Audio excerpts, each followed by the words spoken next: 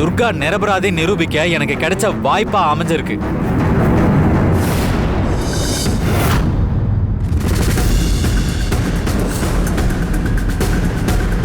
யார் காரை பாதையில் நிறுத்தியிருக்காங்க? இது அசோக் சாரோட காராச்சே. ஏன் இங்கே நிறுத்தியிருக்காரு? ஒருவேளை கார் எதுவும் பிரேக் டவுன் ஆயிடுச்சா?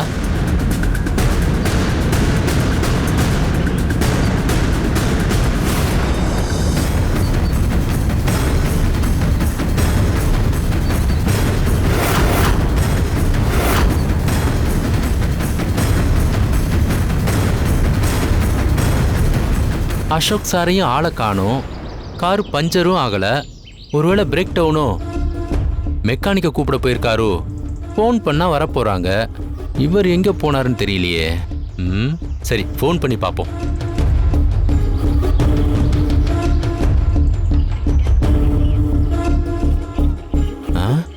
ஸ்விட்ச் ஆஃப்னு வருது. சரி, பக்கத்தில் தான் எங்கேயாவது போயிருப்பாருன்னு நினைக்கிறேன்.